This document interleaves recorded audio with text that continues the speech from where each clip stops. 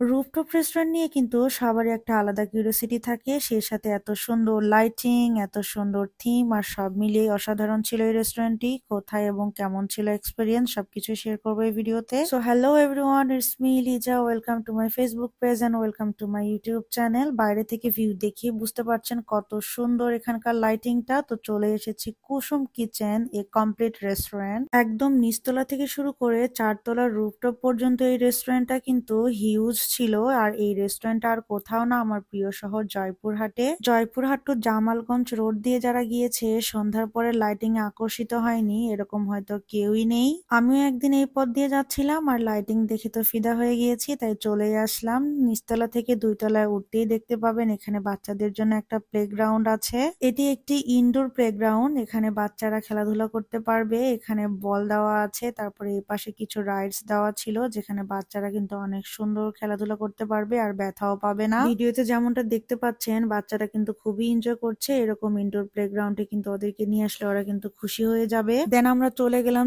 Third ফ্লোরে গিয়েই দেখতে পাচ্ছেন এই পাশে কিন্তু ওনাদের একটা রেস্টুরেন্ট আছে, তারপরে এই পাশেও কিছু জায়গা আছে। আর এটা হচ্ছে রুফটপ, এখানেও কিন্তু বসার জায়গা আছে, এখানে কিন্তু বসে ফুড ট্রাই করা যাবে। এখানে কিন্তু লাইভ ফুচকা বানাচ্ছিল আর এই পাশে কিন্তু খুব সুন্দর বসার জায়গা ছিল। তারপরে আমরা এখন চলে যাব উপরের দিকে, কারণ রুফটপের মেন সৌন্দর্য কিন্তু উপরেই। আমরা এখন উপরের দিকে যাই। আর উপরে কিন্তু চারতলাতেই কিন্তু মেন সৌন্দর্য। রুফটপের যে মেন লাইটিংটা এটা কিন্তু চারতলাতেই আছে। তো আমি চারতলাতে ঢুকে পড়লাম আর এখানে এসেই কিন্তু হাতের বাম দিকে দেখা যাবে লাভ শেপের একটা বসার জায়গা। আপনার জীবনে লাভ থাকুক আর না থাকুক, এই লাভের মধ্যে বসে কিন্তু কিছু লাভ করতে পারেন, সেটা হচ্ছে সুন্দর কিছু ছবি তুলতে পারেন, কারণ এখানকার লাইটিংটা কিন্তু একেবারে অন্যরকম, এক এক সময় এক এক কালার হয়। আর এই রুফটপের আরেকটা কিন্তু বিশেষত্ব আছে, সেটা হচ্ছে এই থিমটা, যেটা কিনা কাঁচ দিয়ে করা, কালারফুল সব দিকে লাইটিং চলছে আর নিচে কিন্তু কাঁচ দেওয়া যেটার উপর দিয়ে হেঁটে যাওয়া যায়। কিন্তু গাইজ আমি এটার উপর দিয়ে হাঁটিনি, কারণ ভয় পাচ্ছিলাম যদি ভেঙে পড়ে যায়। আপনারা গেলে কিন্তু এটার উপর দিয়ে হাঁটতে পারেন যদি ভয় না পান আমার মতো।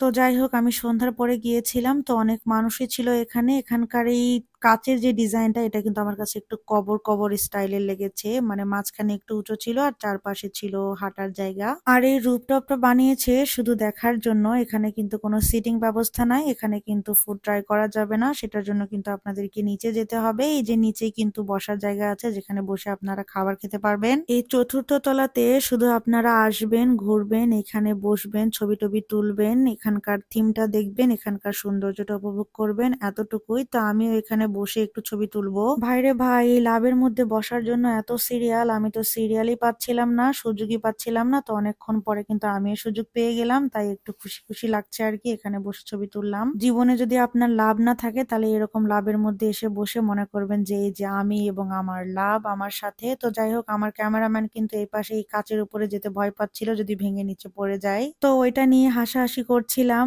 যে এত ভয় পাওয়ার কি আছে, পড়ে যাবা, ঠাস করে মরে যাবা, ব্যাপার না, মরতে তো হবে একদিন। তো এটা নিয়ে আর কি অনেক মজা করছিলাম। সো গাইজ, আপনারা কিন্তু এই কাচের উপরে উঠতে পারেন, ভেঙে পড়বে না। আর এখানে কিন্তু গ্রিন, তারপরে রেড, তারপরে ব্লু, অনেকগুলো কালার চেঞ্জ হচ্ছিল আর এক এক সময় এক এক কালার চলে আসছিল, যদিও ক্যামেরাতে অত ভালো বোঝা যাচ্ছে না। সত্যি কথা বলতে এরকম লাইটিং এ কিন্তু আপনার ছবিটা ভালো আসবে না, বাস্তবে দেখতে খুবই সুন্দর লাগবে। তো আমি ভাবলাম যে এখানে দাঁড়িয়ে কিছু একটা ভিডিও করি, আই মিন রিল বানাই একটা। তো এই রিলটা কিন্তু আমি অলরেডি দিয়েছি আমার পেজে, আপনারা দেখেছেন। এরকম লাইটিং কিন্তু ক্যামেরার থেকে বাস্তবে দেখতেই বেশি সুন্দর লাগে। আপনারা অবশ্যই এই রেস্টুরেন্টটা ভিজিট করতে পারেন, এখানকার সৌন্দর্যে একদমই মুগ্ধ হয়ে যাবেন। আর এখানকার ফুলগুলো দেখেন কত সুন্দর ছিল, আর এই ফুলটা কিন্তু আমার একদম অনেক ফেভারেট। একদম রুফটপে শুধুমাত্র সুন্দর করে সাজিয়ে ফুলের গাছ এবং লাইটিং করে রেখেছিল। এখানে কিন্তু কোনো সিটিং ব্যবস্থা নেই, আমাদেরকে খাবার ট্রাই করার জন্য তিনতলাতে যেতে হবে। তো এখন নেমে যাচ্ছি তিনতলাতে, ওইখানে গিয়ে আমাদের খাবার অর্ডার করতে হবে। আর ওখানেও কিন্তু বসার ব্যবস্থা আছে। আর এখানে কিন্তু সুন্দর করে লাইভ ফুচকা বানাচ্ছিল, আপনি কিন্তু ফুচকা অর্ডার করলে এখান থেকে বানিয়ে আপনাকে সার্ভ করবে। আর এখানে কিন্তু বসার জায়গা আছে, এখানে বসে খেতে পারবেন। আমি যখন এসেছিলাম তখন কিন্তু জায়গাটা পুরাই ফাঁকা ছিল আর উপরে গিয়ে ছবি তুলতে তুলতে কিন্তু সবাই নিচে নেমে এসেছে, আর জায়গা কিন্তু একদমই ফাঁকা ছিল না, তাই আমরা ভিতরে রেস্টুরেন্টে বসলাম। ভিতরে একটা পিচ্চি বাবু কি সুন্দর করে খেলা করছিল, আর এই পাশেও কিন্তু একটা জায়গা আছে। এই রেস্টুরেন্টটা কিন্তু হিউজ হিউজ হিউজ জায়গা নিয়ে করা। তো যাই হোক, আমরা এখন মেনু কার্ডটা দেখবো এখানে কি কি অ্যাভেলেবেল আছে। তো এখানকার লাল নীল সবুজ বাতির জন্য এখানকার মেনু কার্ডটা বোঝাই যাচ্ছে না, তো আপনারা চাইলে পজ করে এখানকার মেনু কার্ডটা দেখে নিতে পারেন।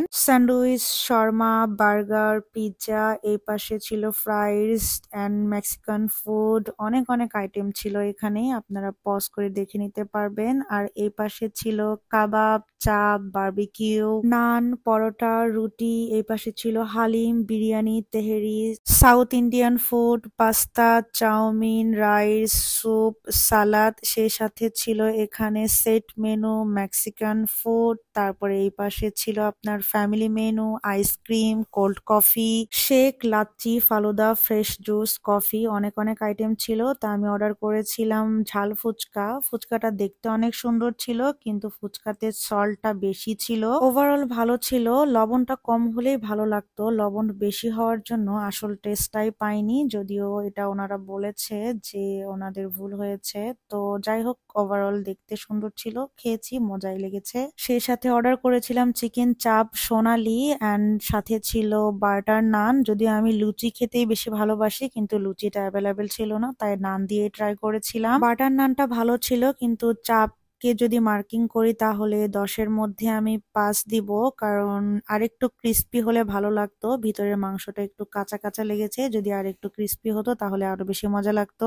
আপনারা যখন অর্ডার করবেন তখন অবশ্যই উল্লেখ করে দিবেন যে একটু ক্রিস্পি চাচ্ছেন, তাহলে ওনারা ওইভাবে মেক করে দেওয়ার চেষ্টা করবে। তো এখানকার আচার যেটা ছিল, চাটনি, ওটা আমার কাছে খুব একটা ভালো লাগেনি, তবে এখানকার দইয়ের যে ইয়েটা ছিল ওটা ভালো ছিল। তো যাই হোক, এখানে অনেক অনেক মেনু ছিল, আমি কিন্তু এত বেশি ফুড অর্ডার করিনি। আর আপনারা কারা কারা এই রেস্টুরেন্টে এসেছিলেন এবং আপনাদের এখানকার ফুড কেমন লাগে, অবশ্যই আপনাদের মতামত কমেন্ট সেকশনে জানাতে পারেন। আর যারা কখনোই আসেননি অবশ্যই এখানে ভিজিট করতে পারেন, আপনাদের ভালো লাগবে। তো আপনাদেরকে সবাইকে অনেক ধন্যবাদ আমার ফুল ভিডিওটা দেখার জন্য। ভালো থাকবেন, আল্লাহ হাফেজ, বাই বাই।